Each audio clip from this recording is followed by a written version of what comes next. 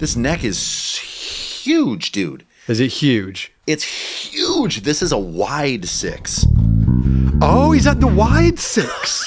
Yeah, I don't know why anybody. Why did you get the wide 6? Well, I didn't order it. I mean, like I found it online and I'm like, incredible. I mean, to me, the BT6 Ken Smith with the big headstock, good night. So it's not like a regular Smith. It's like a slightly wider fingerboard and string spacing. Ugh. It's outrageous. It sounds crazy. like a Smith, man. Like the Smith sound it's something that I just have such an odd relationship with. Like I hear you play it and I'm like, yeah, but like catch me on the wrong day and I'll be like, oh yeah. Well, I mean, like the bridge pickup on these. It's such a strange. It's like an angry dog barking at you, yeah. But the neck pickup's cool. It's cool. Middle position.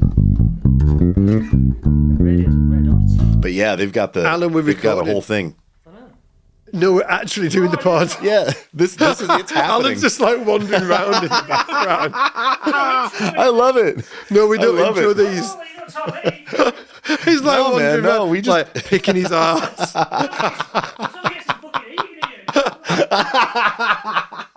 Alan's going around putting the eating on. Amazing.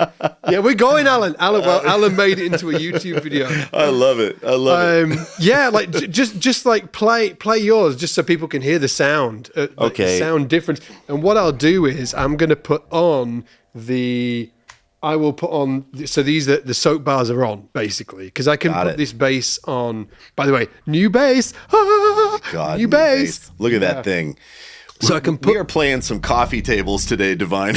Coffee tables are out. Hold up your coffee table, Scott. Hold up your coffee table.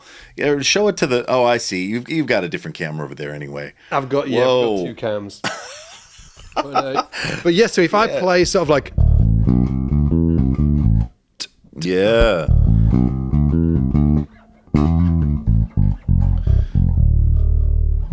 Yep. Can you play something like similar? Yeah. Yep. Oh, the great Hubert Eaves playing that. Miles Davis playing So What? So good. Yeah, so that's 2 soap bars, right? And then what do you got over there? What are the pickups on that thing? Dude, it's 2 soap bars. So it's 2 soap bars. But the reason why, like, if anybody's wondering, and yes, we're going to go deep into pickups today. We're going down the rabbit hole. Yeah, we sure are. Hello. Hello down there.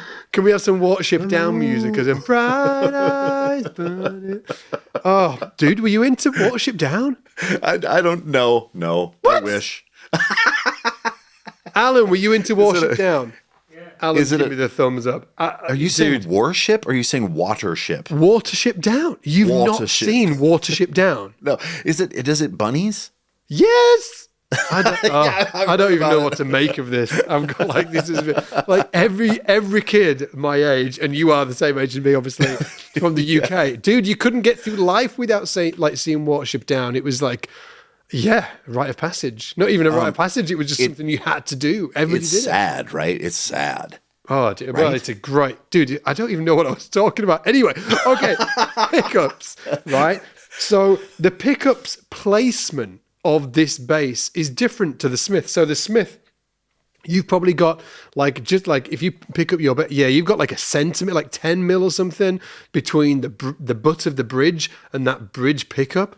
Whereas on this, I've got like an inch. So, and similarly, the neck pickup's further forward on this bass as well. This is in like jazz bass kind of placement. Whereas on the Smith, everything's pushed back slightly towards the bridge, which is why the Smith has got that real mid character. It's really, when you hear a Ken Smith bass, it just jumps out. You can hear it in any mix. And I absolutely love playing them live, actually. I was playing one a few weeks ago, and I was just like, oh... You know when you get on a gig and you plug in the bass, the band starts, and you're like, oh no, you can't really hear yourself in the mix. Yes, I do know that feeling. It's Sleep easy with the Ken Smith because because you are going to be able to. It's like a knife through butter. It's really fantastic in the mix. Yeah, love it. Anyway, as I was saying, dudes, we're going to go deep into pickups today. I've only got one bass actually here, which is the new bass, but there is something like kind of cool, or yeah, it is cool, but it's also surprising to me. It was a thing that I've heard people talking about before with pickups, specifically with soap bars, of stuff you can do, series and parallel and all of that kind of thing. I've actually not really taken any notice of that in the past. For whatever reason, who knows? But I've never really kind of dove into the series parallel thing, whatever, like series parallel. And then this bass arrived in the post. I plugged it in. I was like, oh, it actually makes a huge difference. And I think that for certain types of players, it could be really beneficial to have this option of series and parallel on a bass. So we're going to be jumping into that today. But we've also got a long list of pickups that we want to go through because, well, it's a weird world. It's a kind of a confusing world when it comes to pickups. There's jazz bass pickups. There's P bass pickups. There's PJ basses. There's soap bars. There's actives. There's passives. Like, give me a freaking break. So much. We wanted to put together a podcast episode that really dives into this conversation. And we have done one before. So if any of you regular pod listeners are being like, well, dudes, you've done something like this before, we wanted to do it again because, again, this is going to be on the main YouTube channel. Shout out to everybody who's been following along. We've talked about this. We're trying out doing this as a new format for the main podcast, for the main YouTube channel, sorry. So let us know if we're doing good. Let us know what you think. Are you enjoying this on the main YouTube channel? And what we wanted to do is jump back into this conversation because we didn't have a bunch of basses and we certainly didn't have awesome visuals like we do today for that last episode. Well, I think that we did it maybe 6 months or 12 months ago. So we're kind of doing a rerun, but I think that this one's going to be upgraded. That's right. In a few different ways. And obviously, just to shout out, Alan's already been in it. So that's an upgrade, isn't it, Alan?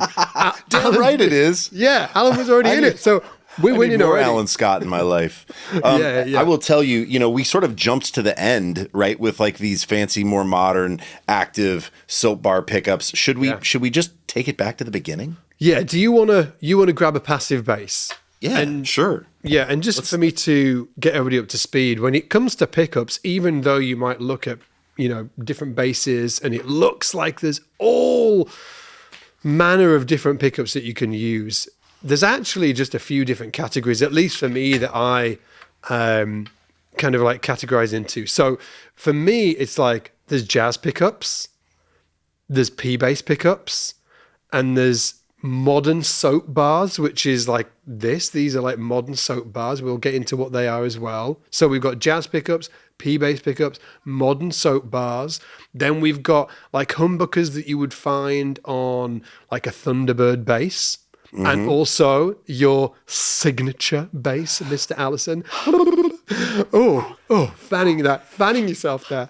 And then the final category would be just like weird ass shit, like like dark star pickups, like the stuff that you're going to find on Rickenbackers and stuff like just like little oddities that I'm actually a huge fan of. So they're the main categories for me. Are you kind of similar, or is there anything that you feel like I've missed out? No, for sure. And I mean, I think too, in the in the active zone or the humbucker zone, there's a few things. There's Stingray too, right? I mean, I think we talked about that. Stingray. And then in anything that sort of seems like oddities, anything that is like passive single coil that isn't Fender, that's kind of the stuff we're referring to as maybe the oddities, right? The vintage vibes, like Guild Bisonics or maybe gold foil pickups or Rickenbacker pickups, where it's somebody else's take essentially on a Fender single coil, really.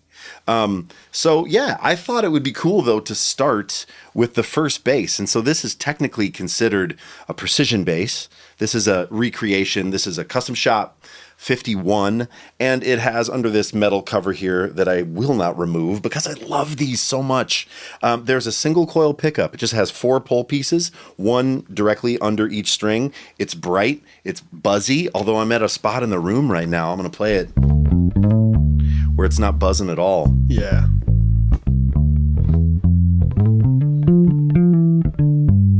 So that isn't like a regular P-bass pickup, right? It's actually Right. a single coil. A single coil pickup, yep. And so, with a single coil pickup, typically the output is a little reduced, right? But the brightness, the range of the pickup seems to be a little bigger. There's almost more clean bottom, clean top. The mid-range isn't as pronounced, but the whole pickup is typically a little quieter, and it's susceptible to single coil or like 60 cycle hum, right? So if you get in a spot in the room, like if I turn this way, right? Yeah.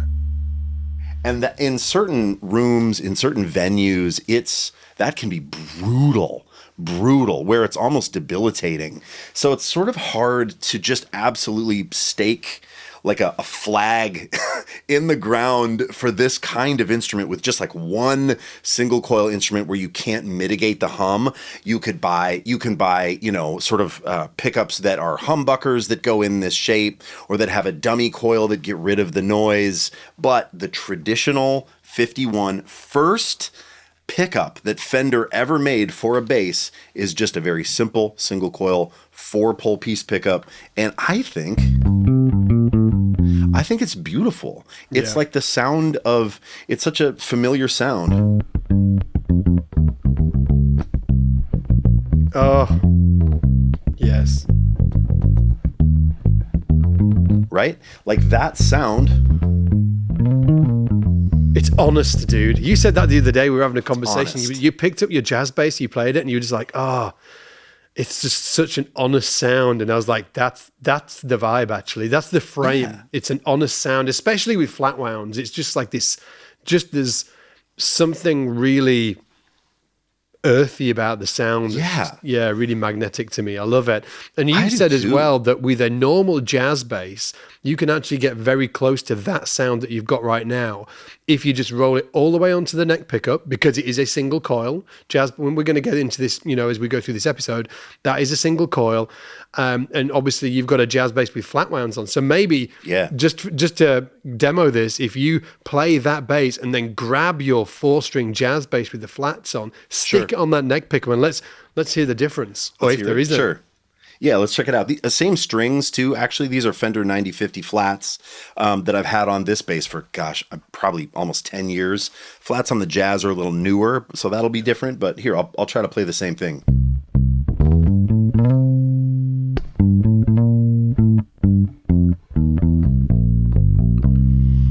Okay, so that's the P bass. Let's get it. Okay, here comes the Jazz neck pickup only.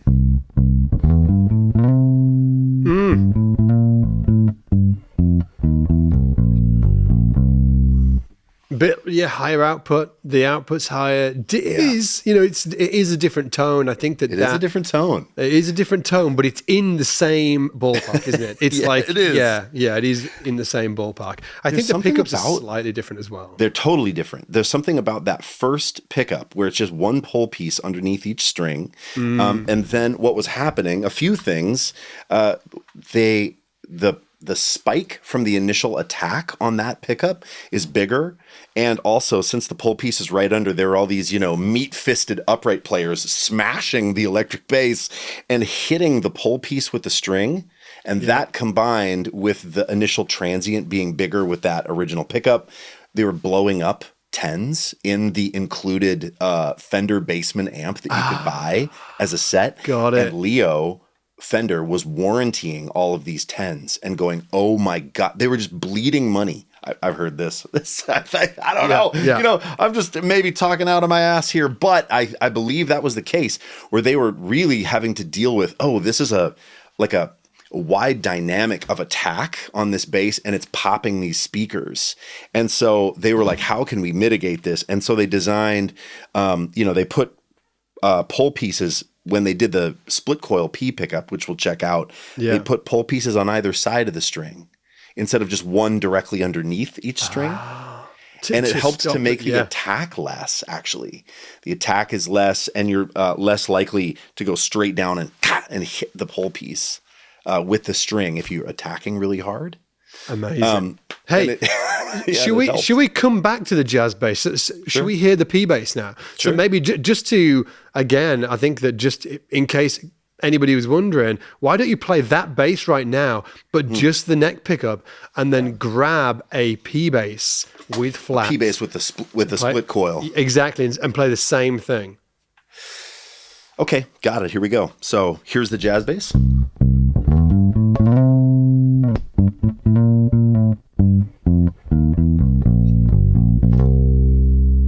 Okay. Nice. Here comes a 65 P bass. Okay, 65 P with flats.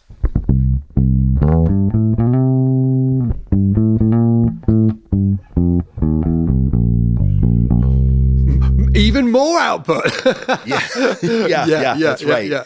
The output is getting more and more, but it's again, that sounds very different. Well, I say very different. It depends. If I was listening to this, 10, 15 years ago, I wouldn't have been able to hear the difference. If anybody's watching or listening to this and they're like, I cannot hear any difference, that's okay, because I couldn't either. It's like, as you get more into this, your ears get more accustomed to the different flavors of tones, and you really do. Like for me, and I'm assuming for you, Ian, as well, like these different sounds, even though they're kind of in the same ballpark, they're very, very different, and they would sound very different in the mix as well. Yeah. And in terms of pickup, again, gosh, this one is covered. Maybe we need I'm so sorry. The thing about pickups, and all the pickups are just underneath covers. Well, we can drop them on so people can see them actually in the video. Sure. What they actually look like.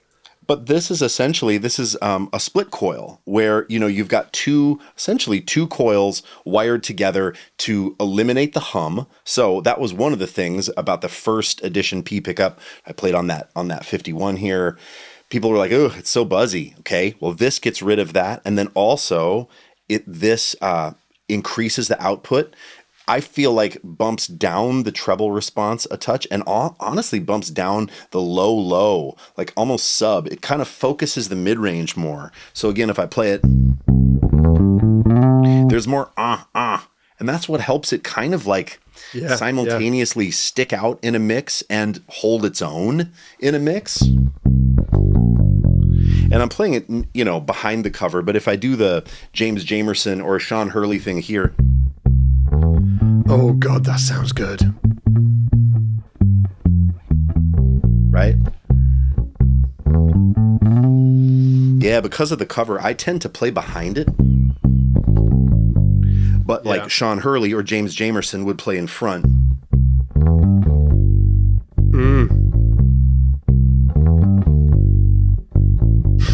And it's cool because it's pretty dead quiet. The bass is not buzzing. It has a big, strong output. This is why the P bass is just like... It's the workhorse, dude. The GOAT, Yeah. It's the workhorse, right? Yeah, it's the workhorse. They're phenomenal, They're just phenomenal. They can do so many things. Yeah. You can go from that really vintage sound and stuff, like obviously like Jameson, and there's a bunch of different albums that jump into mind right now. But then also, like we were talking to John Button recently, and he was working with the, what do you know Yvette Young from... Yeah. What's the band called? God damn it, I can't remember the band. Anyway, she did this incredible, that really famous band that I can't remember. Anyway, so Yvette and Covet, yeah. And John was playing bass on their last album, and I was like listening to it, and it was just, the bass sound was just superb. So I like messaged him. I was like, dude, what bass are you using? He's like, oh, and just to put it out there, this is like sort of like kind of like new rock proggy kind of like stuff, like instrumental, like it's heavy, right? So heavy music. He's like, P bass with rounds, dude. I was like, incredible. Yeah, so it really is the ultimate workhorse bass, in my opinion.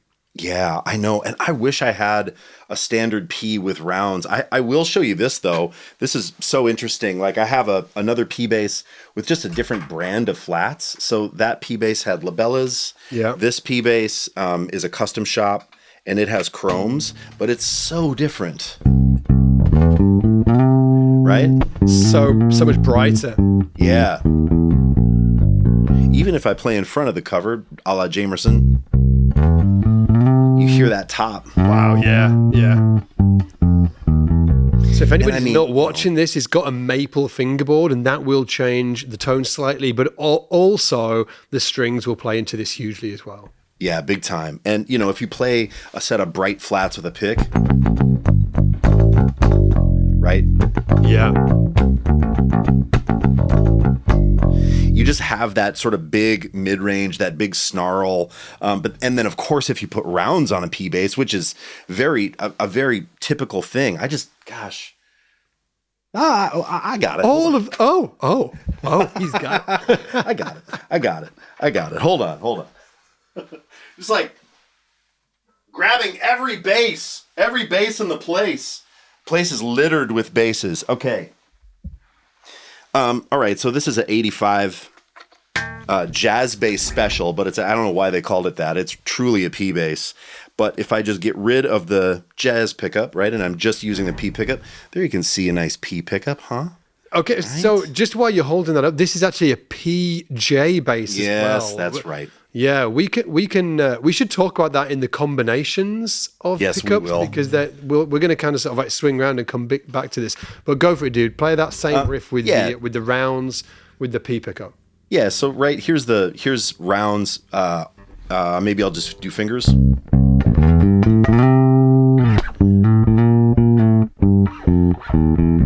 Right. I mean, it's such a classic rock thing. Yeah. It's this. Yes, dude. Right? I mean, it's just so classic. Yeah. It's so snarly, sticks out, but also sits. Yeah, completely. Like I've got the jazz pickups on this, so this is completely different, right? Completely. And that again, these are soap bars, but I've just got the single coils selected, and they're in the jazz bass position. So even though this bass doesn't look like a jazz bass, sounds like one very much.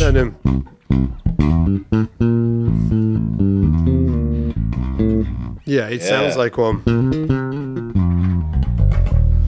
We moving on to jazz bass? We talking jazz bass? Yeah, dude. So what have we done so far? We've done P pickups, and we talked about the early P bass with the single coil, and then we moved on to the P pickups, and we've given various examples with flats and rounds, and we've also with maple fingerboards and rosewood fingerboards.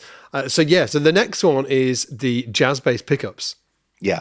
1960, right, I believe is the prototype. 61, I think, is production. And it was, Fender's attempt to compete with Gibson. This isn't a Fender. This is a Lakeland. But I thought this has really nice, new-ish strings on it.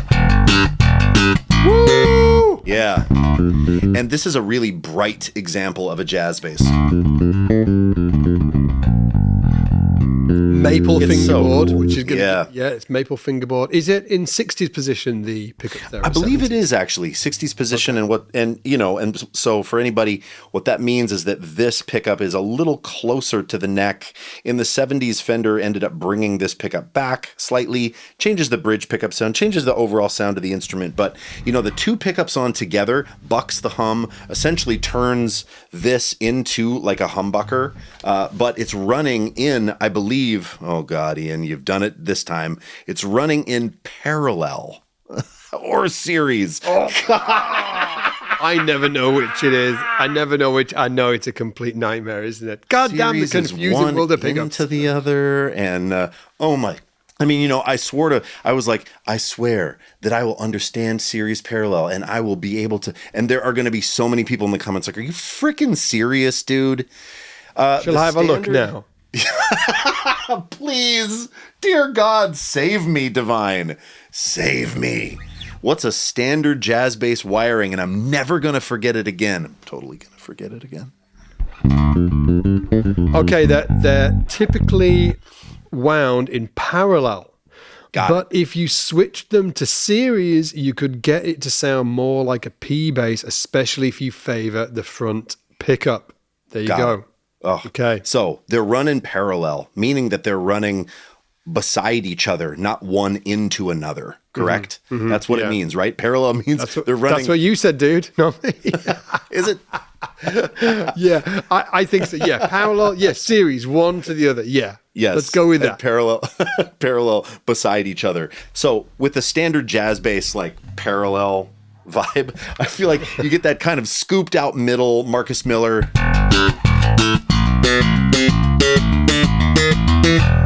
Right? Yeah, and it's just so, there's no hum, but also it tends to get a little lost in a mix. Does it not? Right? It's interesting. Yeah, sometimes. So I had a really bad experience recently on a gig where I took a P bass and a jazz bass, and I played the entire gig on a P bass, and I was having a great gig. It was a great gig. I'm enjoying myself. I'm smiling. Yeah, you are. Oh yeah, I'm you're giving having people a good winks time. as they walk by. Yeah, you are. You know. Yeah, you are. But I took two basses to the gig because I Gotta can. play the other one. Yeah, I was like, oh, last tune of the set. Okay, let me get out the jazz bass. Got out the jazz bass, and it freaking sucked. I couldn't hear it. It was like night and day. When I was playing that P bass, which actually had flats on, I could hear it really well. It was just so... I picked up the jazz bass, and it was just like I stepped into a world of doom. I just couldn't hear it. It was... Now, I've also done, gigs where I have been able to hear the jazz. Like, I'm not sure whether it was the bass or the room. I'm not sure. And I only had one tune to... I didn't have any... couldn't sort it out. So I had a miserable last tune. It freaking completely scuppered the gig. It got to the end of the gig. And I even, this guy walked over and he was like, oh, great gig, man. And I was like, yeah, but that sucked, that last tune, didn't it? I was like... And he's like, no, it sounded great. And I wouldn't leave it. I was like, no, dude, it didn't. It sounded awful. I was like, that was just totally crap. And I was like moaning on about... Anyway, so, yeah. Dude. It was a bad experience. You did yourself dirty. I mean, that is brutal because, here's the deal. The reason I think P basses are just a little louder. They've got more mid-range. So in a live setting, if you set your amp up, you play the whole gig on a P, you get really used to that mid-range cut, you get used to the volume. Then you pick up a jazz bass and it's a little quieter and it's a little more mid-scooped. I couldn't hear it. Good night. It's over. And I'm sure you went to the neck pickup. It didn't completely sound like a P bass. It didn't really help. Straight to the neck pickup. Yeah. So, and hey, I'm not sort of like dissing jazz basses at all. They are amazing. For me, yeah, they are. Like when I think about all basses, I kind of just, for better or worse, I slam them into three categories. P bass, jazz bass, something slightly different, probably like Rickenbacker music. There's like another category that other, other, but they all go into those three categories: P bass, jazz bass, other. So you wouldn't have like modern active though as a category, no, that's still going in. This other. bass here, it's going in. No, it's going in jazz bass. Right. Yes. Oh, we've got this fancy Federa. Okay, well, it's got soap bars. I know, but where are they? Oh, they're in 60th position for... It's going in the jazz bass category. Got it, I see. Like, it's just, like stuff that's going to go in other would be, I don't know, Rickenbacker maybe. Sure, or maybe like a short scale, Hofner or Mustang. Exactly. Yeah, and I get it. I'm like brutal about it. I'm like, they're just three categories. That's it. P bass, jazz bass, other. And so, and again, it's for better or worse, but it just like simplifies it for me. And for people, watching or listening, you might want to think about that as well, because it's an interesting kind of like rabbit hole. Oh, Watership down. It's an interesting rabbit hole to go down. Like, what's right for you? Is it, do you resonate more with P-bass sounding instruments? Do you resonate more with jazz bass style instruments, or that kind of sort of like the other category as well? So for me, I battle severely. It's like a P-bass, jazz bass battle always going on. And yeah, it's a forever thing. Yeah. It's maybe something I'm never going to get to the end of. What we talked about, right? I mean, here's that two pickup scooped jazz bass thing.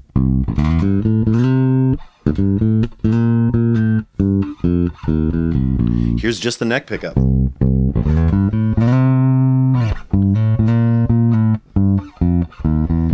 And then if you want to get Jocko, here's the bridge, right?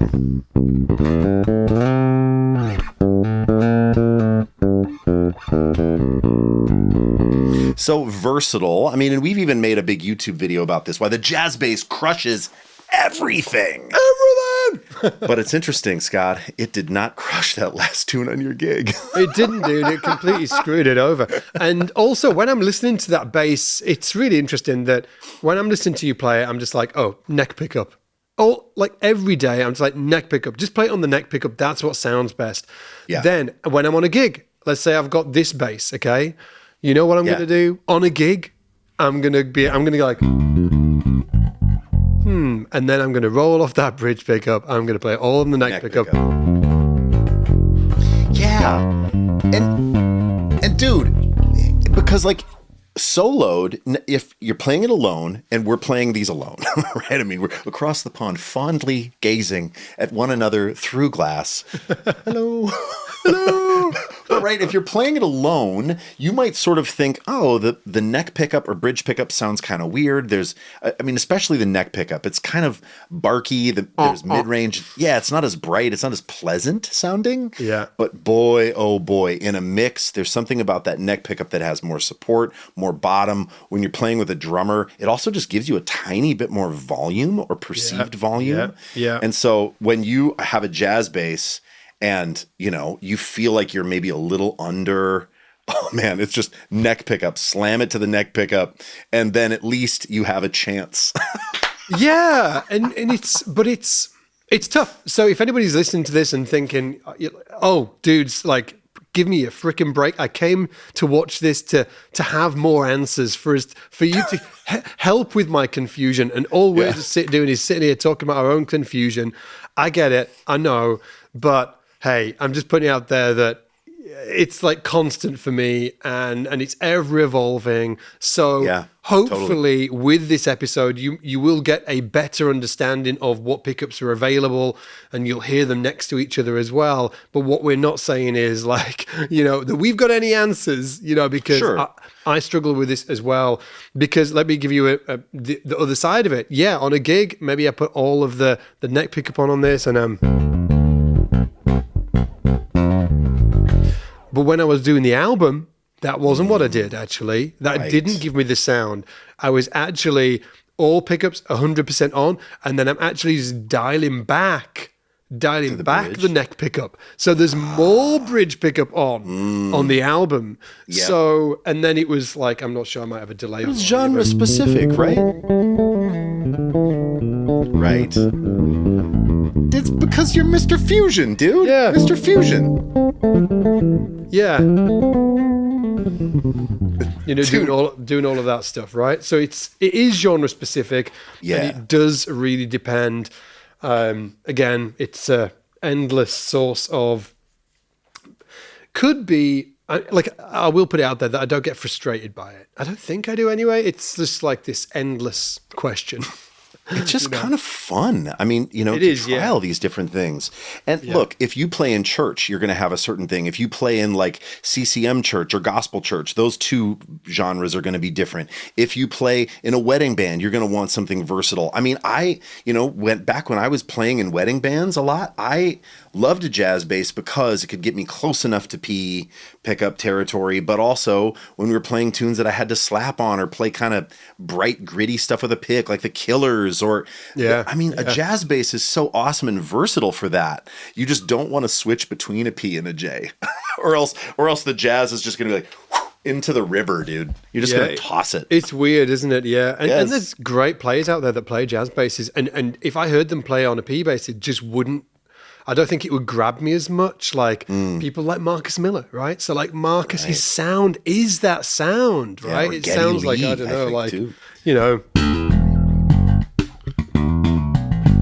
it's like real bright, active jazz bass sound. If he did that on a P bass, it ain't going to sound like Marcus Miller. So I love the jazz bass for that. I love the jazz bass. Yeah, there's a bunch of jazz bass players that I absolutely adore, right? But for whatever reason, sometimes I struggle with it especially within live scenarios. Yeah. Yeah. I think if you hit a jazz bass, like you're an attacker, it's a really interesting instrument. Like as Scott was saying for the Marcus thing, or if you're playing like attacky fingers. Oh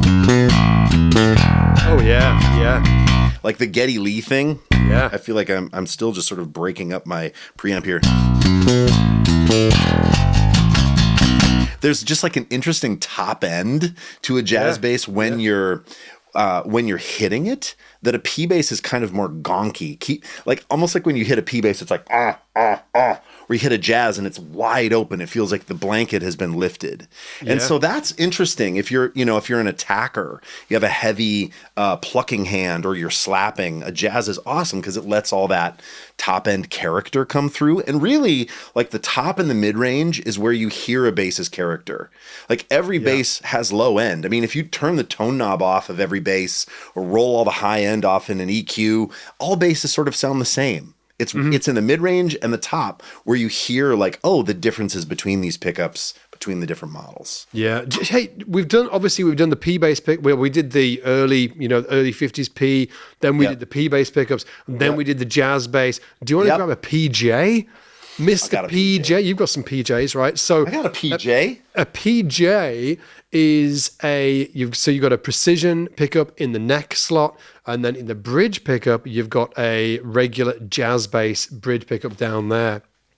And there are some people that really love this. There are some people that don't. It's kind of like a polarizing combination, actually. Yeah, but it really is. Yeah, like it really is, isn't it? Like the person that jumps to me when I think about PJ, instantly I'm like Duff McKagan.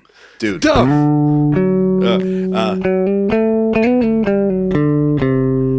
Yes, mate. Yeah. Right? Gong, gong, gong, gong. Yeah. So good. And that's that PJ, that's both of them together. And boy, I gotta tell you, when I hear that sound, when I hear Duff play it, it's awesome. But when I hear myself play it, I don't like it. I immediately want to switch to just the P pickup, you know? Yeah. That's just the P pickup. Yeah. Here it is together as the PJ combo. I need really a bit of do chorus. not like that. I just don't like it at all. Hold on, dude. I got it. I got it, dude.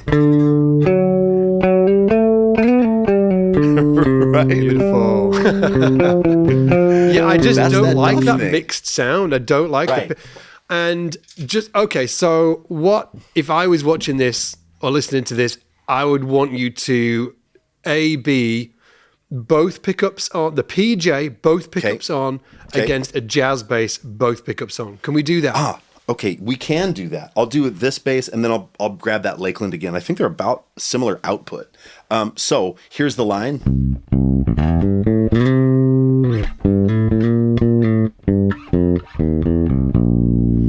Okay, that's PJ. Yep. Here, that was both pickups on the PJ. Here's both pickups on a jazz. Yeah, it's like instant upgrade for me. Instant upgrade. Yeah, it's more pleasant sounding. Yeah. I feel like unless you have active PJ pickups, the PJ config is really difficult for me. Like in a passive configuration, when you have an active circuit, I think a PJ works better. Yeah, got it. Yeah. There are there's, as I was saying, some people do love, the Spectre, the PJ. Yeah. Like some people love it. Like again, like there's a lot of people that have played Spectres in the past that have got crushing bass tones from the PJ. Also, just to put it out there, Victor Wooten has played a PJ for his entire career for the most part. Fodera. Yeah, that's right. So there are some really great players using PJs and getting some great tones. It's just something I'm not dragged towards. Well, check this out. See what you think of this. So this is, active EMG's PJ configuration. This is a reversed B, but this is a very different sound than that Fender. Oh, completely different, yeah. This is the PJ setup that I like. Like when I hear an NS2, this is a Spectre NS2 from 2013 with EMGs and a Has-Pre, the classic like Spectre circuitry mashup, not mashup, the combo, their classic offering. Yeah. I really like this sound actually. The strings are a bit dead on it. Okay, for me, that doesn't sound like a downgraded jazz bass. That's sometimes where I go when I hear like a normal PJ. I'm like, it's kind of like a jazz bass, but not as nice. Right. Where with that, I'm like, oh, it sounds like its own thing. Maybe that's because it's got active circuit, but also it's got a reverse P.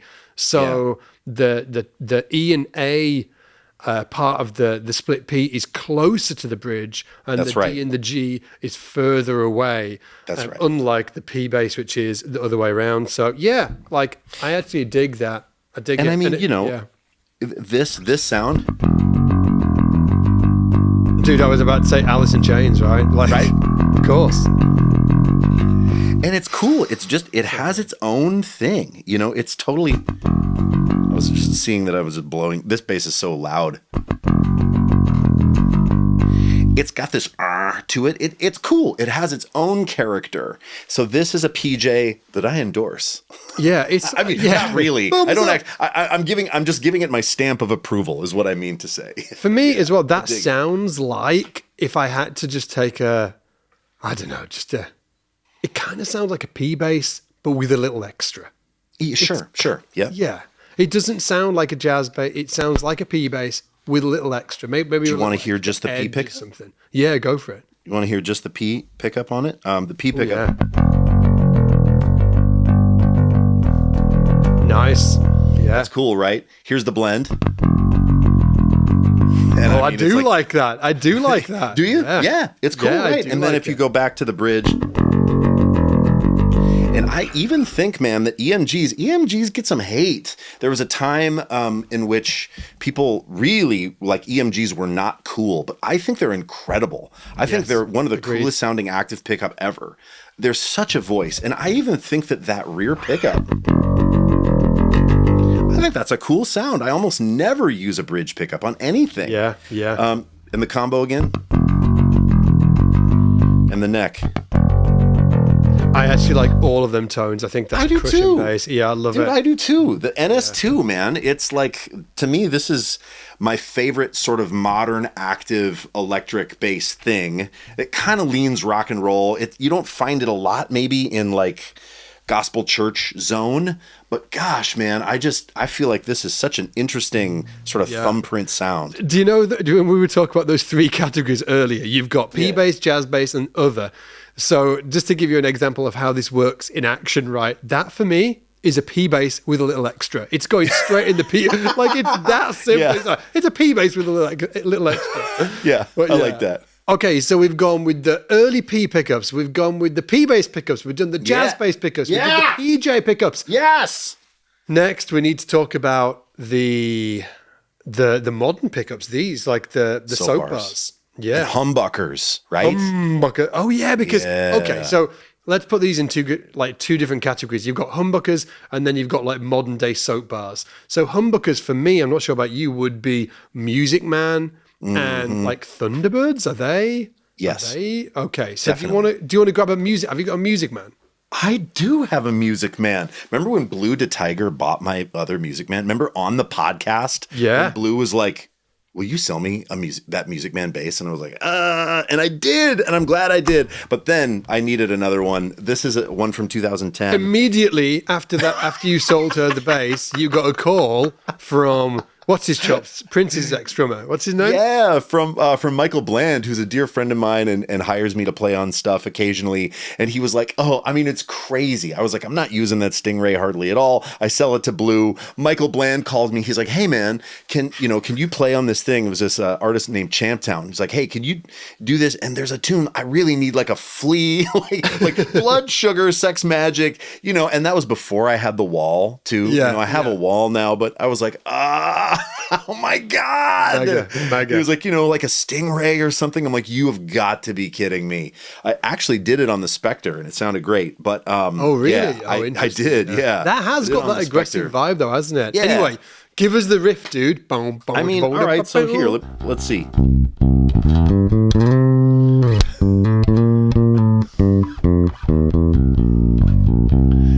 Yeah, dude. Think of that. I like it. It's cool, right? I mean, it's a different vibe. The thing about this, right? Leo Fender he signs the 10-year do not compete. He goes away for 10 years. He sells to CBS, and he plots, right? And then schemes. Yeah. And then he essentially wanted to make a P bass, but in kind of like pull the pickup back. This was meant to be like the super P bass. And it doesn't sound anything like a P bass. Yeah. He just created a completely different thing. To me, it's Tony Levin, right? I mean, it's all the, oh, come on, Ian. It's so bright, right? Yeah, yeah. Or it's... Yes, that really, like, just when you played that, you can hear that, like, straight away that there's something within the tone that really jumps out. Yeah, oh.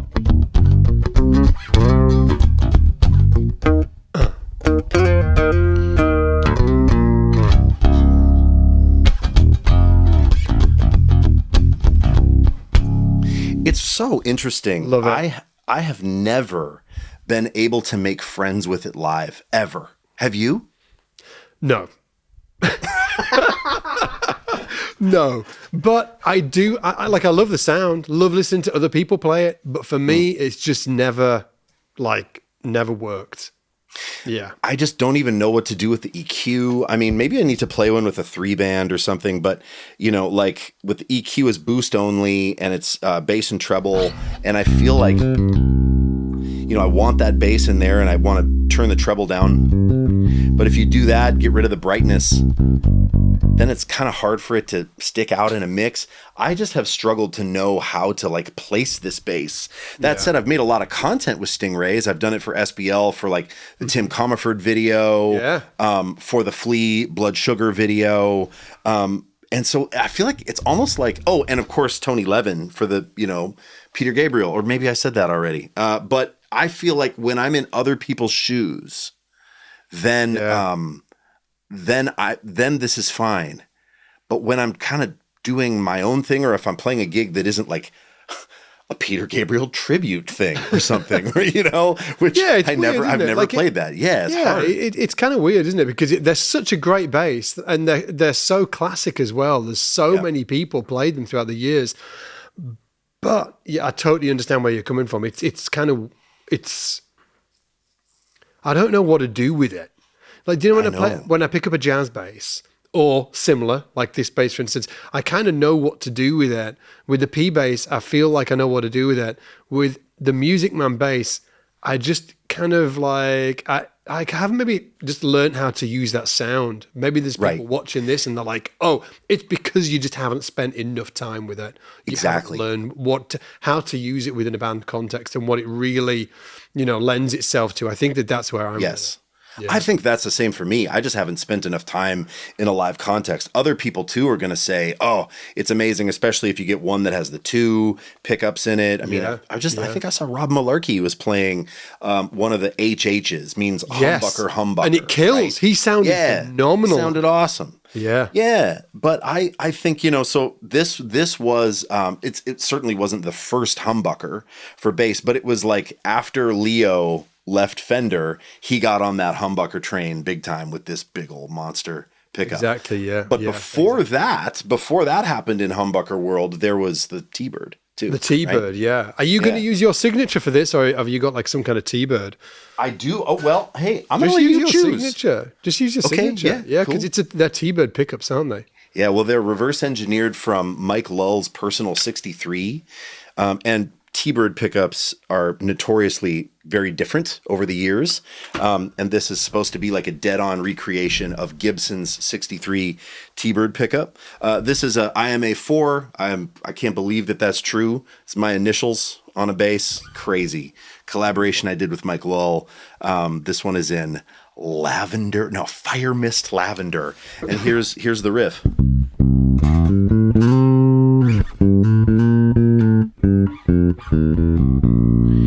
And here is the neck pickup.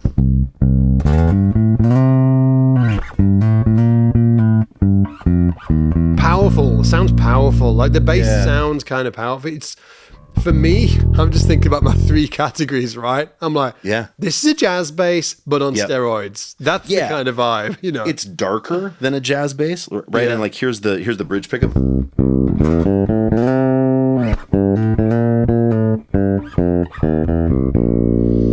And again, here's, all of them together.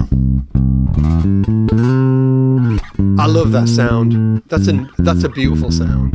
I think it is too. It's and maybe we compare it to a J, but right, so both pickups on full. If we compare it to that jazz bass, which is back here, one sec. Oh geez. Oh, you're good. I love this, by the way. I'm learning as we go. Compare that to the jazz. This is going to have more top, but slightly less volume.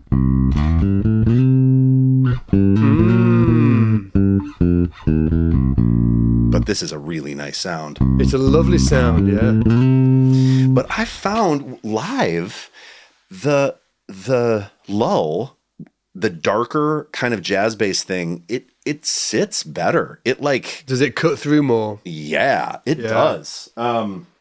Man, like when I hear it alone out of context, I'm kind of like, I wish maybe it had a bit more top on it. But when I play this in a mix,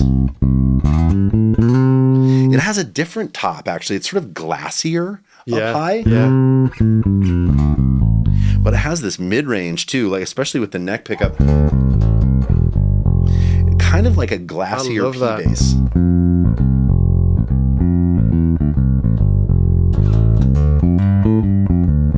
It's a totally different thing, Yeah.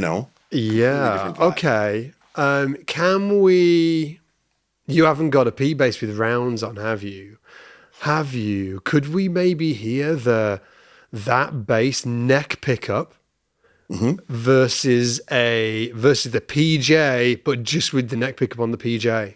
Okay, yes. Yeah. Do you want it with a pick, rock and roll style, or do you want the riff? Just do the riff. So what I'm doing is, this is basically a humbucker in neck position with rounds versus a split P in neck position with rounds. Here we go. So this is the lull with the Thunderbird pickup neck position.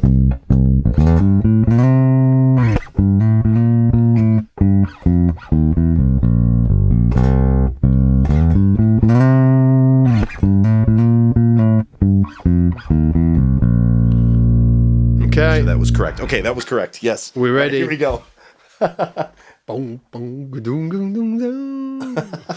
Yeah, you're gonna get so sick of that. I love the neck on that thing. It's cool. Yeah, here we go. Too. Here we go.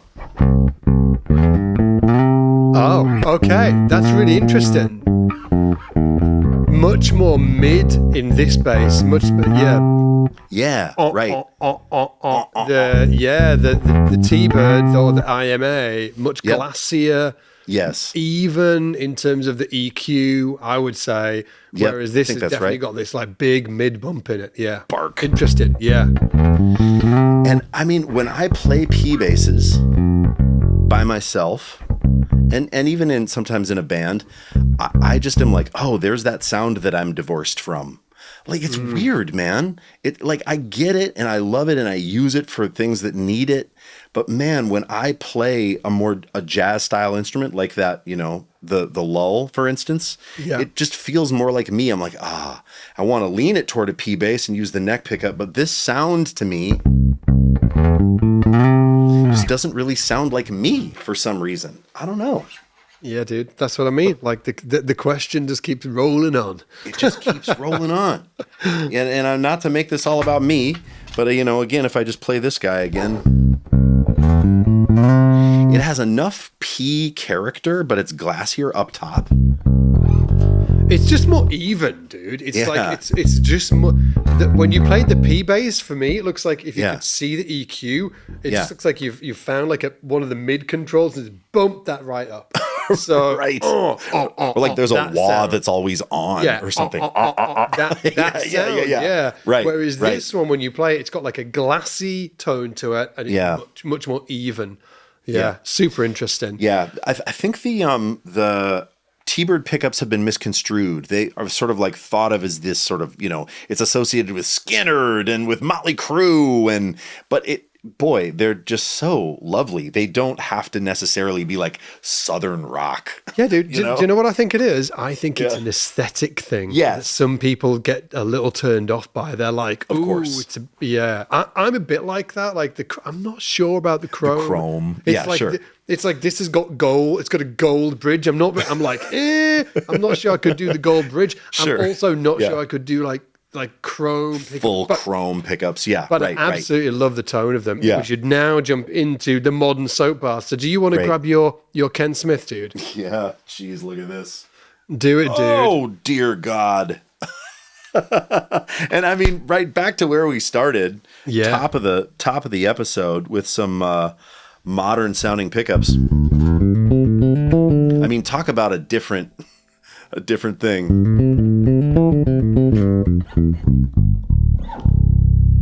Man, it's a thing. Have you got? Yeah, it sounds for me exceptional, but within, again, it's like right. You know, when we're talking about the top of the episode, I'm like, some days I would kill for that sound. Yeah. Some days I'm just like, I don't know. Right. It is what it is. And for me, with the Ken Smith, it's not that I hate it or anything like that. It's like, for the most part, I absolutely love it. But there are definitely certain styles or certain lines I want to play on a Smith, and I'm just like, that's not the vibe. It's completely opposite to the vibe. But I do really love it, and I love the way it cuts through in the mix as well. They're just absolutely amazing. Like, just so good. But should we jump into, because these are slightly different, aren't they? They are humbuckers. Yeah. I imagine the makeup of the pickups that you've got are very similar to these pickups here on this new F bass of mine. But again, we talked about this earlier. Your pickups are more towards the bridge, which gives you that really kind of, obvious Ken Smith mid quality in the tone, whereas these are in the jazz bass placement. And with this bass specifically, what you can do is you can switch between series, parallel, and single coil with each pickup. With each pickup, yeah. So just to keep this, and this is what I was talking about earlier, kind of like a revelation for me, because I've never really thought about, series and parallel, would I even need it? Like, honestly, kind of turned me off a little bit. Like, I'd see basses and they'd have soap bars, and then it would also have these little switches, and you could make it series and parallel. I was like, get out. Yeah, sure, just like make it simple. But then when I got this bass, I was like, this actually could be useful. So it's a huge difference. Yes. Huge difference. Okay. So for me, like, I'll show you. So what I'll do is I'll put both pickups all the way on. So kind of like and these are in the jazz bass space, and all pickups all the way on. And this is in, let me just check here that I'm not telling okay, so this is in series. Okay. In series. What's the riff? Play me the riff, dude. It was this. Let's see. It was a.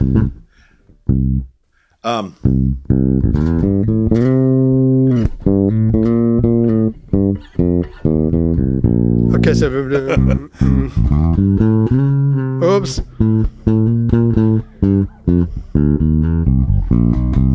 Something like that, right? Yeah.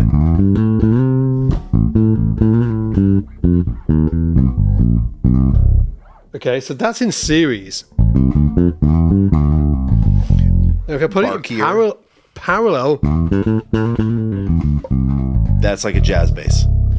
Well, but this is like, they're humbuckers. So they were both humbuckers. So we got humbuckers in series, which is the more mid-range, more output. Yeah, humbuckers in parallel.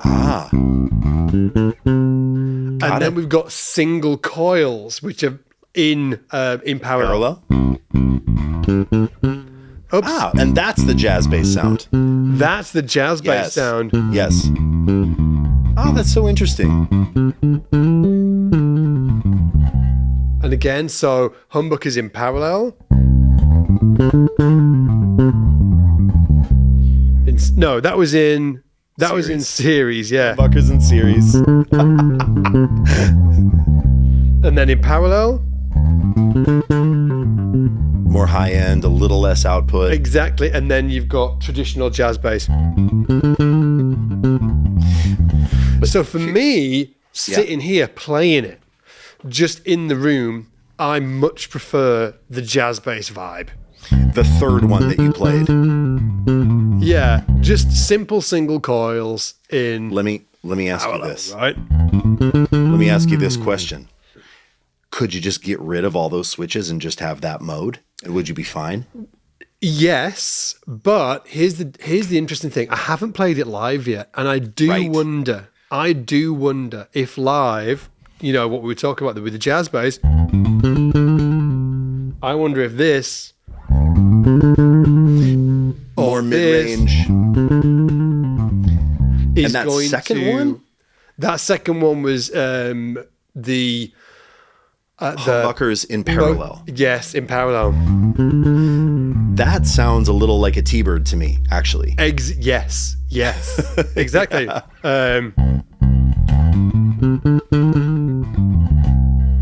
It's a little glassier, but it's got more muscle than a jazz bass, right?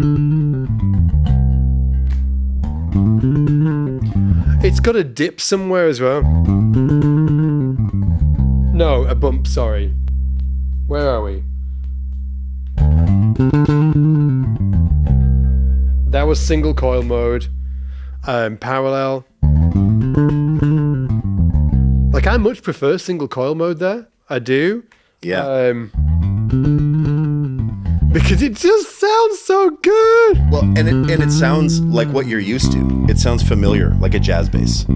Yeah. Now, interestingly, talking about what I was, what we were jumping into earlier with me doing the album, and I was like, well, you know, yeah, I prefer the neck pickup in so many different ways. But when I was doing the album, I was actually, it was both pickups on, a neck pickup dialed back slightly. Yeah. When I do this in the room, in here,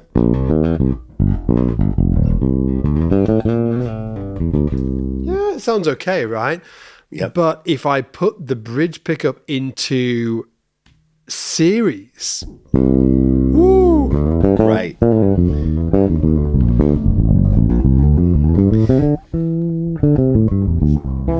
And then I went down this whole rabbit hole of, okay, because sometimes when I hear a bridge pickup on its own, so I'm going to play the bridge pickup on its own now.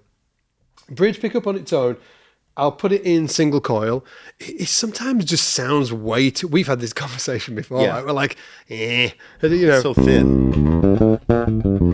That one sounds good, though, to me, actually.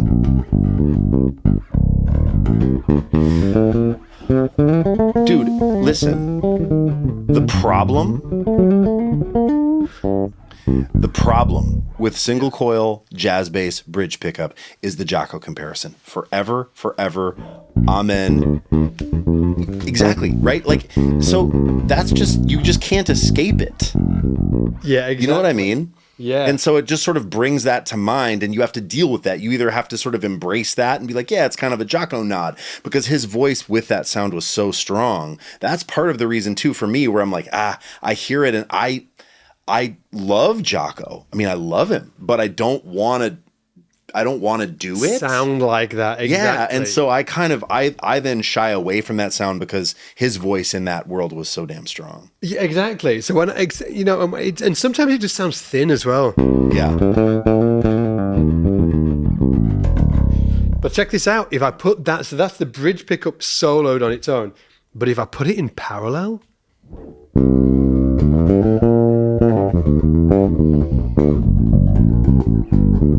I mean, over on my side, that sounds like completely different. I'm like, yes, that's interesting. It's breaking up. It has a huge amount of output. I mean, so for me, I don't know how that's being captured, but for me, it's like distorted. It's so much more output that it's like, rah! Yeah. I mean, and it's kind of cool. So you've almost got a turbo switch.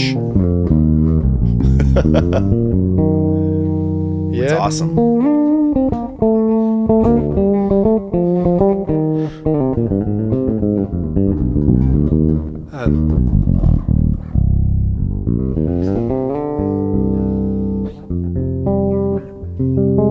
That's cool. That's cool. It's cool, yeah. So I'm going to explore that when I'm playing live and see what it does sound like bridge pickup, but in bridge pickup soloed, but in parallel, to see if that gives me a little more of that bridge pickup thing, but just not as it's thin. Not in series? Are you sure it's not in series? Series, sorry, series. Yes, the thicker one. Dude, yeah, we're never gonna get it right. Series is like a thick sauce. Series is sauce. Parallel. Series is like sauce. Pants. I don't know. Yeah, we need to sort of like come up with some kind of like visualization we can sort of like remember to help us not screw this up. But yeah, the series is the thicker one. So I'm definitely going to experiment more with the series stuff. And also you can obviously get combinations of those as well. So for instance, I could put it into both pickups full on. Okay, so that's both pickups wide open on single coil mode, aka jazz bass. But I can also put like the neck pickup into parallel. But have the bridge pickup in single coil, and then I can put the bridge pickup into parallel and have the neck pickup on single coil or in series. And we've just lost, I don't know how many of you. Hey, me included. Everybody's like, yeah. I mean, here's the thing. What's going to be so interesting is the gig is the litmus test, right? Exactly. We can talk about all this stuff sitting in the studio. Oh, this is so nice. Oh, this is so interesting. But when you get on a gig, it's that thing of like when you went from the P to the J and you're like, oh my God, I wish I wouldn't have done that. Right? It will be very interesting to see if you commit to a gig with that bass. It'll be so interesting to see like where you default, because my guess is for every tune you're not going to be switching, and you know what I mean. You're probably going to I'm just going to find one sound and find one. Right. That's kind of the thing. Yeah. So I have always sort of been leery of all of those switches on a bass, because I do tend to find on a given instrument I tend to find one thing that I just really like. But it's cool. It's like this bass is the guinea pig for this new rabbit hole. This bass is that's why I'm the same as you. That's why I always gravitate towards simplicity. I'm always, secretly gravitating towards a P bass. We talked about, on a pod, a few episodes ago, and somebody turned up to a gig and they were like, "Oh, I was a bit disappointed that you didn't have the banana bass and you weren't doing that thing that you did on the album, and instead I had a P bass." He was like, he was really disappointed. I was like, yeah, I understand where you're coming from, yada, yada, yada. And I was like, yeah, no, he's right. Maybe that's the vibe. Maybe I need to be taking the banana bass or like an active 5-string to gigs. Maybe that's the thing. Anyway, cut like 1 week goes by. I have a gig. What do I grab? I take the P bass. Because it's a tugboat in the harbor, man. I mean, it's the barge. You see it. You're like that. You see it. You hear it. That's it. That's bass. You know what I mean? Yeah. Yeah. It's such a, And again, I know that this is like confusing and, and frustrating for many people. But I would just say that, I don't think that we're ever going to get to the end of this. I think it's going to be a consistent, I think it's my fun. life. It's so fun. It. Yeah. And we'd love to know too, you guys watching, what do you prefer?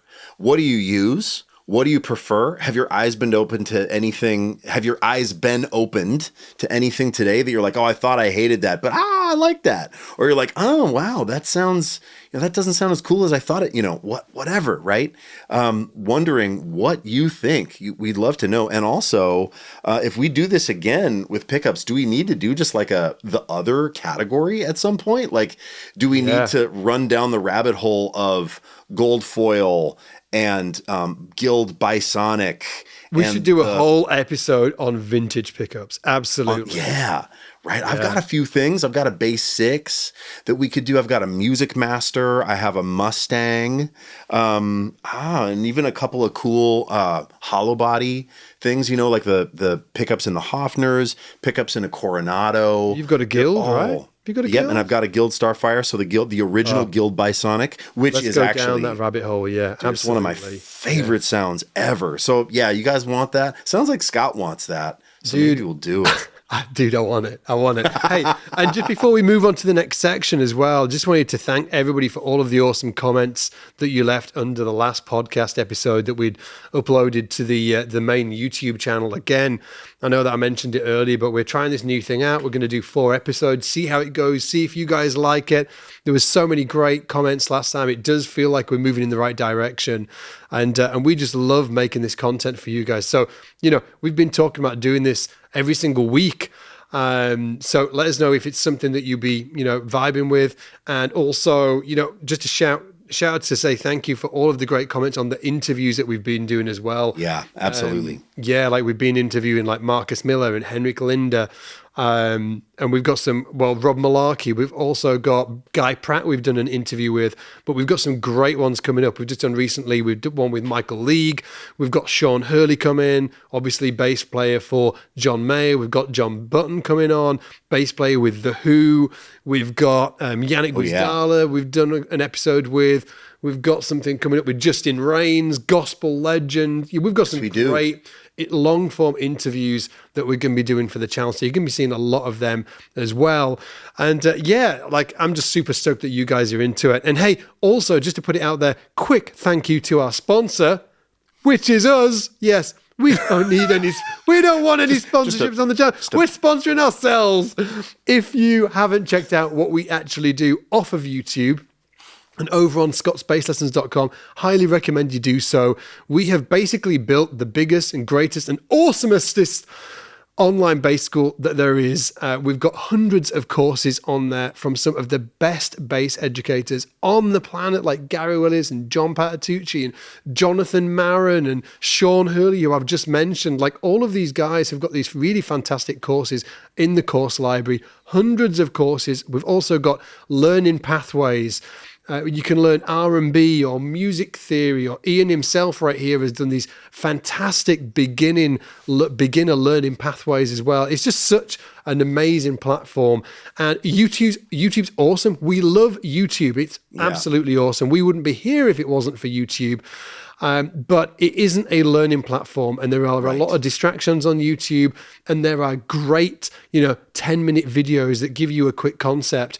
But what we've done is create these courses that really deep dive you into all of these really important areas of bass playing. So if you want to learn R&B, you've got hours of content on R&B that's all, delivered step by step. Or if you want to learn funk, or if you want to learn gospel, we've got all of these amazing courses that will be just, absolutely blazing for you and take your bass playing to that next level. So all that to say, if you want to come and hang out with us and level up your bass playing over at scottsbasslessons.com, we would love to see you there.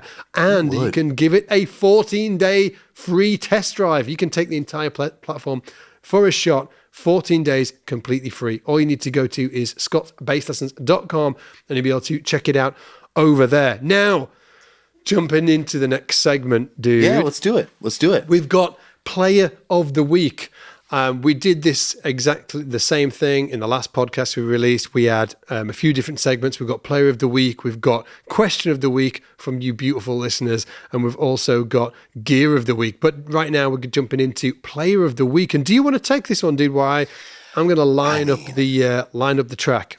I don't even remember how I found Michael DiFrancesco. I hope I'm saying that correctly, Michael, but he goes by, his artist name is Touch Sensitive, and he is an incredible bass player and DJ with this just like wild 80s aesthetic that is so fun. I wasn't even sure what to think in the beginning.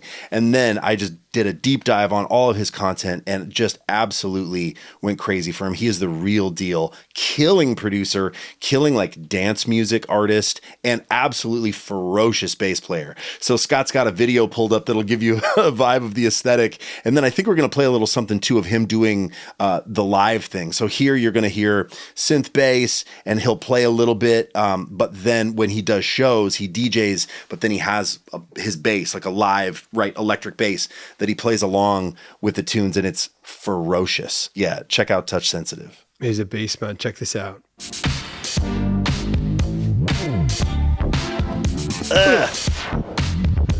Got the dolphin, dude. Warwick dolphin. I know. Oh.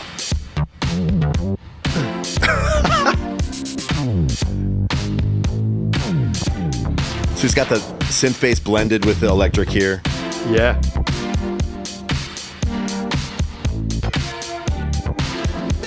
Oh.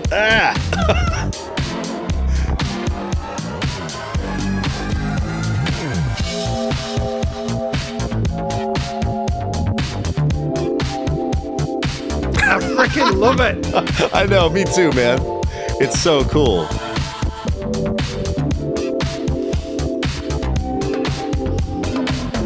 I'll tell you what, dude, there was a moment in time where the Warwick Dolphin was my number one. Out of all of the basses I could have had ever in the world, the Warwick Dolphin is the one that I would. I'd never had enough money to get one, but that bass, yeah, man, Stefan Lessard from the DMB, right? Yes, Dale dude. Titus. Yes. I was watching his instructional videos. Like, yeah. And check out Michael doing this live. It's just ferocious. He's such a monster player. I think he's got a Warwick on this one as well. Let's check it out.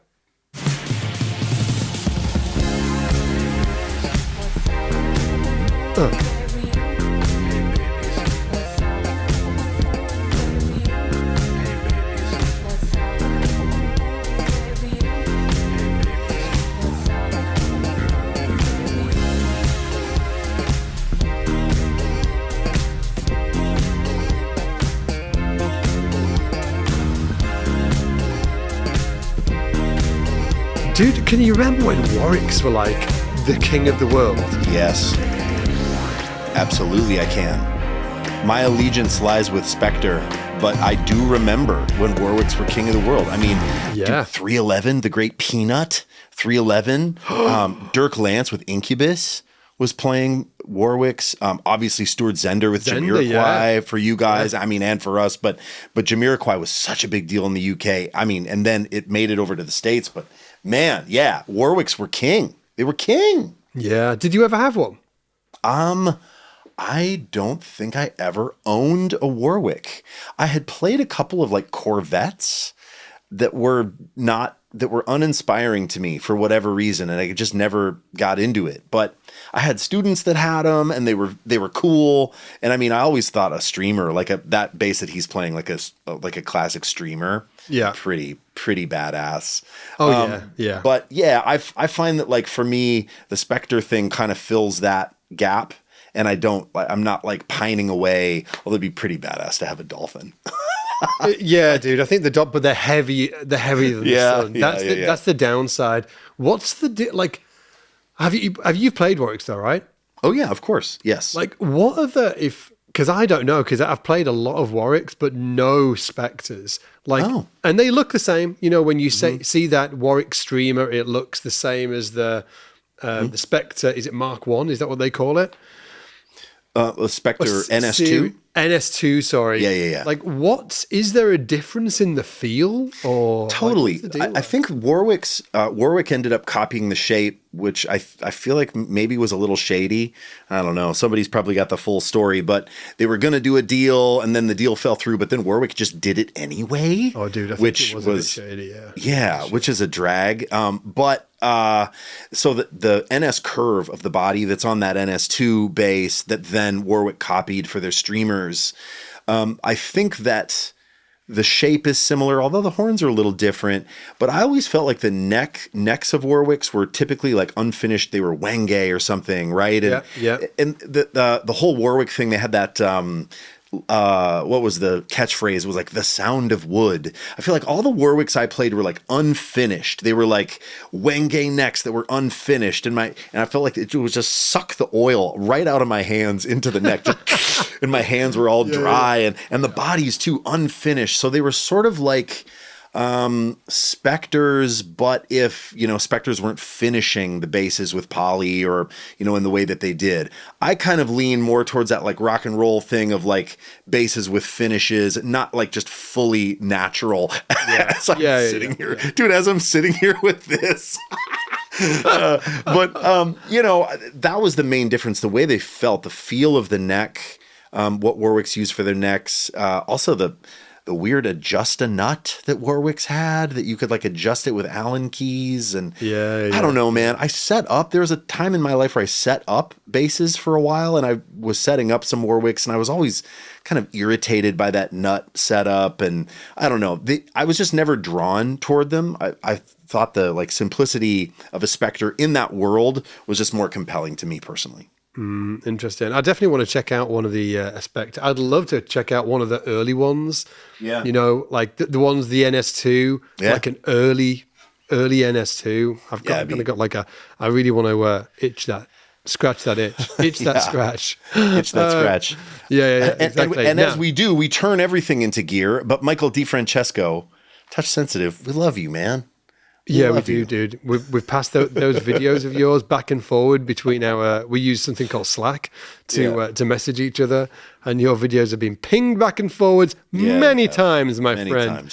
Now, moving on to the next segment, we've got question of the week, and this one, dude, is about pedals. It says, there are so many choices, and they're so expensive. Yeah. If you, Mr. Allison, if you only had $300, what would you buy? For a pedal. Pedal for $300. God, I mean, I would want to be like, well, what kind of music do you listen to? And I think it really depends on the sound you want to make. But my immediate thing is I go right to octave pedal. I think I would buy just a standalone octave pedal. And you know what? Guess what? If you bought a Boss octave pedal, you'd have $100 left, or maybe even more, to go buy strings or get a nice dinner, or right. Like the octave pedal to me is the way to get close to synth bass. It lets you play cool kind of Moog sounding synth bass lines. It lets you dive into the parallel universe of synth bass. To me, that's just a really compelling thing.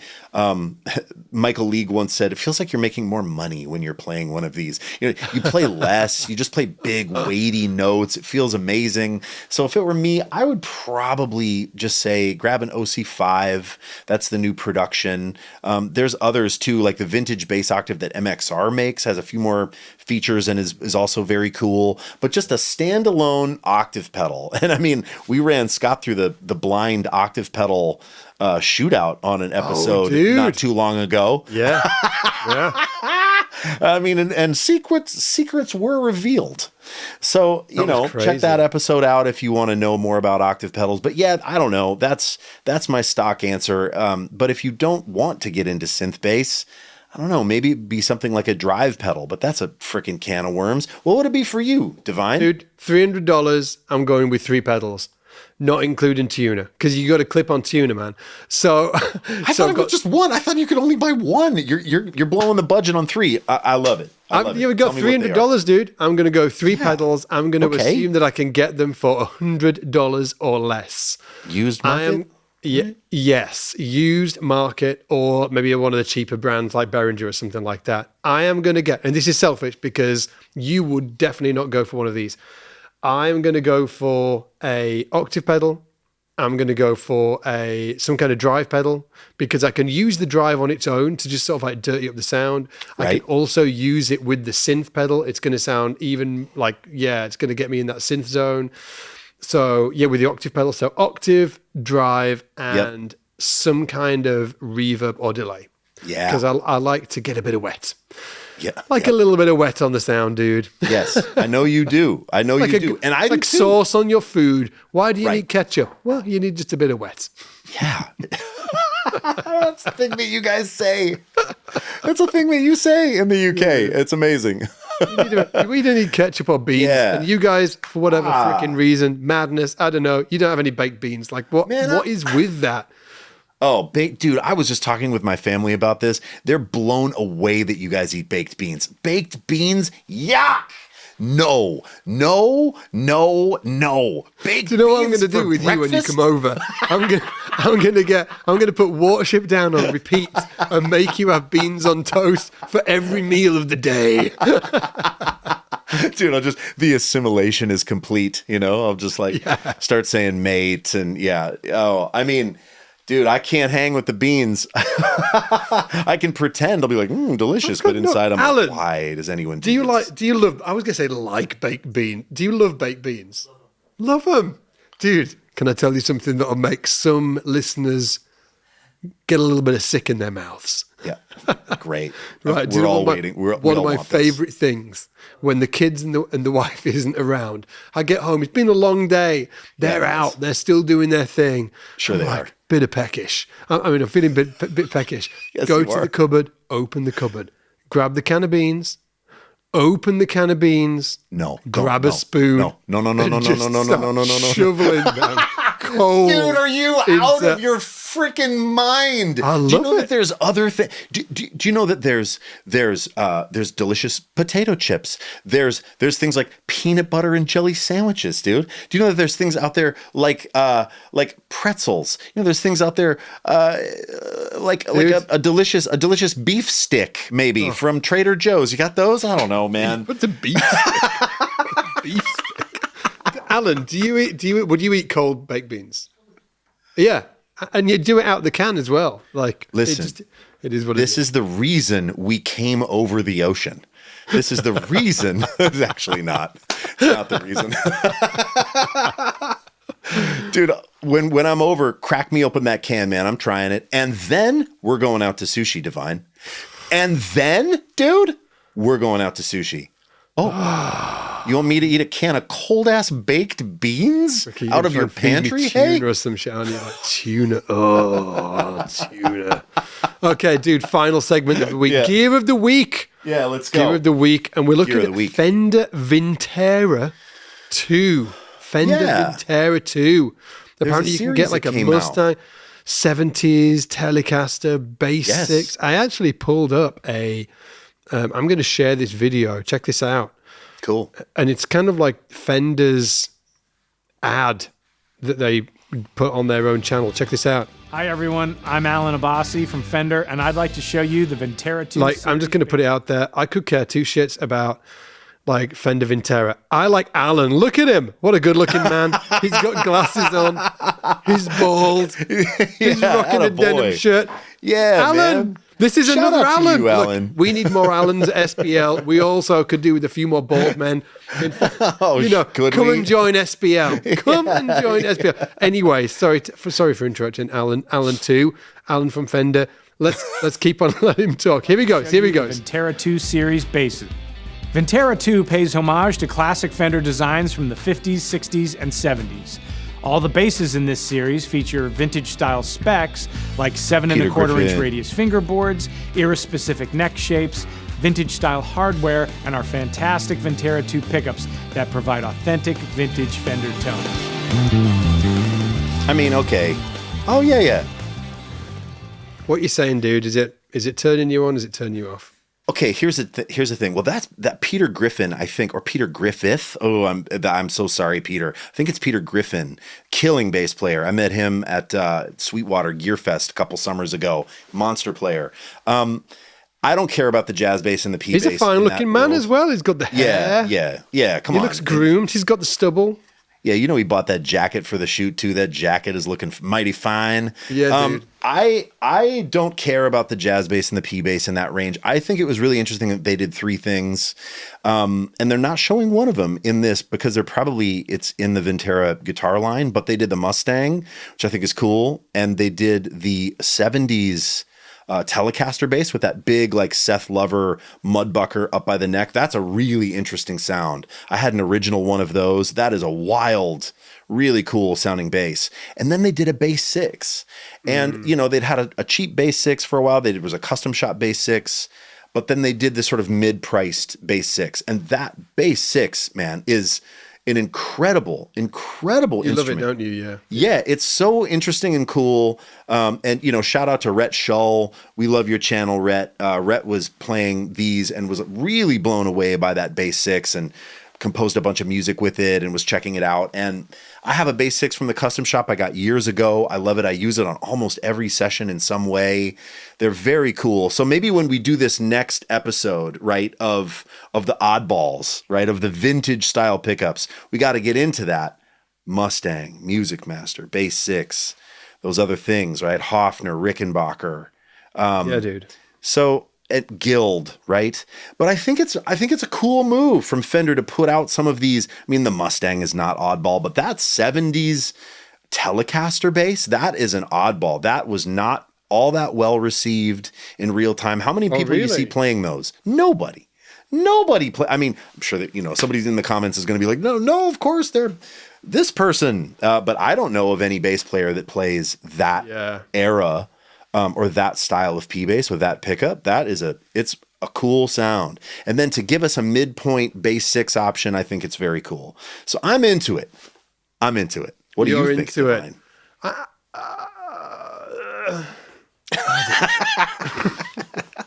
You're not into it. It's fine. It definitely doesn't turn me on. I'm like, Right. It is what it is. Like, I will say that I'm a little down on Fender. I'm a little down on Fender. I wish there were, I understand why what am I saying? What am I saying? Yeah, what are you Before saying? I just like insult Fender. Yeah. What am I saying? I just think that they're huge. So that's bullshit, isn't it? Let me just think about this. Let me think about what I'm just not like. There are certain things I love about Fender. I just don't like them all. Sure. I definitely think that some of their instruments could be set up a little bit better. The ones that I played, I think that the actions just sort of like not low enough. And I understand why they're doing it is because it's a mass manufactured instrument and it's built in a factory and stuff like that. I just wish that the setup was maybe a little towards my liking. Like, and I've had students in the past that have come with like brand new Fenders, and I'm like, and the setup is wonky, and the setup's not where I would want it to be. But other manufacturers are exactly the same. I've had the same experience. It's certainly not Fender. But it's not. I'm not falling in love with the Vinteras. I do like is it the Pro 2? Like, I've played a few of those that I really liked. Is it? Okay, yeah. The Professional 2. Like, I played a P bass with a beautiful, like, silver finish. That was badass, actually. It sounded great. The neck really felt great. Felt like a Fender. Fender have got, like, a particular sort of, like, manufacturing style that they have that Fender feel. So that was really nice. But again, the setup on that, the action could have been a little lower for me. They tend to have like the action slightly cranked too high. And I don't think it feels like a non-bass player has set it up. That's if I had to sort of like, I'm like, did this person, do they play bass? Because I wouldn't want to gig on with an action that high. With like a factory setup. I know, I get it. I think I'm such a fanboy. I just think it's such a strong, I mean, obviously it's like the brand, right? So it's hard to, I mean, it's easy to give them a kicking, right? Because it's like, they're easy to hate on because they're the biggest and they're not going to get hurt feelings. They're selling gazillions of instruments. Exactly. But for me, like, I know they get a lot of crap for leaning into the stuff that they've done before. Vintera. So, obviously people are like, oh my God, we've seen this a million times. Who cares? But I think it's a strength, actually. I think that them continuing to reinforce the vintage aesthetic, I think it's actually a strength. I think they know what they're doing in marketing. I'm glad that they're not trying to compete. No doubt, right? No doubt. Yeah. They've got their marketing and brand stuff dialed in better than any music company. Big time. Well, maybe not any music company. Like some of the others have got it pretty dialed in. But in terms of like bass, for sure. And they've taken swings. They've taken swings at weird designs. I mean, we can all point to things like the performer basses or even the elite stuff in the 80s, which is a little strange. Or they're trying to do active circuits, and they branched out and they had DR basses. They bought Kubicki. Kubicki was their first, like custom shop line with Stu Ham, set that deal up. But I like that when the new series come out, it's kind of like the same old thing. I think it's cool. I feel like I'm not out there buying the Vintera stuff, but I just think like, oh, I love that they gave us some oddballs. I wish that they would reissue like a really awesome Music Master from the early 70s. I wish they would reissue a late 60s Coronado. I think that would be really interesting. Maybe it's just the setup that I'm hung up on. I think it is. Yeah. I think it is actually. Who cares? You gotta get any bass and bring it into a tech and have them set it up. Who cares? Yeah, I care, dude. I care. Like, I went to the local PMT. We were like at it the other day. Yeah. I went, and there was this beautiful looking P bass. What an amazing color! Like, I don't know what the color was, but god damn, it was nice. It was like a salmony pinky, but it wasn't salmon pink. Somebody in the comments probably knows what it is. It was gorgeous. I was like, that is a damn fine looking bass. Yeah. And I looked in and I thought, I bet the setup's not going to be what I want it to be. And I picked it up and it was not what I wanted it to be. Sure. I was like, but if I mean, I don't know that that's Fender's fault. Maybe it is. I've played a variety, right? Of some that are set up great, some that aren't. But I know what you mean. There could be a little more care toward that, but I don't care. I'm going to set up any bass that I get anyway. With the exception of very few. The exception of like lulls. Lulls come in like like the setup is crazy. USA Spectres, actually, there are a few now that I'm thinking of like, oh no, these setups are pretty great. But if I'm paying $1,000 to $2,000, even $2,500 for an instrument, I'm not expecting actually the setup to be incredible. And I also sort of feel like the setup that I prefer is kind of weird anyway. And so I'm like, it's fine. That's because you don't like beans, dude. Attaboy. Weirdo. But check it out. Like, I've played a lot of Sires with great setups. Right. Yeah. Like, I think that maybe it comes down, and just to get into the weeds a little bit, what I'm talking about is string height from the... Yeah. So it's not intonation. Neck. It's not like, it's maybe they just need to, at least for me, I would like them to re-look at what a bass, like the actual action, is like as it leaves the factory. Right. That's what I would like them to re-look at, because I think it's not right. I think it's just too high. And I actually like a lower action than a lot of people. Just to put it out there, there are some sort of like meat-fisted thud thumpers, that love that high action, right? Right. I jest, obviously. But for me, I just wish it was just down. No, I know what you mean. Yeah. And I would say medium low. I don't like as low of action as you do, but I do like it lower than typically comes from the factory. But I'm fine I just consider that like whenever I get a new instrument, especially a new instrument, I always think I'm going to have to tweak something on this. So I'm less bothered by it. I think what it is from the factory is it's buzzing. If people are like, oh, they pick it up and it's too low, they're like, oh, this buzzes, it's bad. Yes, it is. Right? It's insurance. This is why they do it. Yeah. Mass manufacturer, just imagine that they want a little bit of wiggle room. Right. They want wiggle room if the neck moves a little bit, which they always do, because these things are made out of freaking wood. So the neck moves a bit. Okay. They want it to be able to move a bit and it not start buzzing. So they to ensure that, they have to have higher actions than probably ideal, because it gives them a little bit of wiggle room. And then when the basses land in the shops, the dude or dudette, they do that, they're like, great, there's no buzzing frets. Yeah. Whereas if the action was probably more ideal, like medium low, if there was a little bit of neck movement from when it left the factory to when it landed at the store, then they, the store need to start adjusting the truss rod and stuff like that. So that's the danger. Yep, you're right. But other people do get away with it. Other people, I know. Sire have like their actions, like for the most part, on the size that I've played, they've got like nice low actions. Right. So they are getting and you can always raise action. If action is too low, that's good, because then you can always make it higher. right? Yeah. If it's like too low for you, that's fine. Like you can always, but you can't always, without looking at fretwork or plex or redoing, filing the nut, or you can't always make high action beautifully low, but you can absolutely make low action beautifully higher if you want, right? Yeah. So I feel you. I've played sires too that are, that feel pretty good out of the box. Yeah.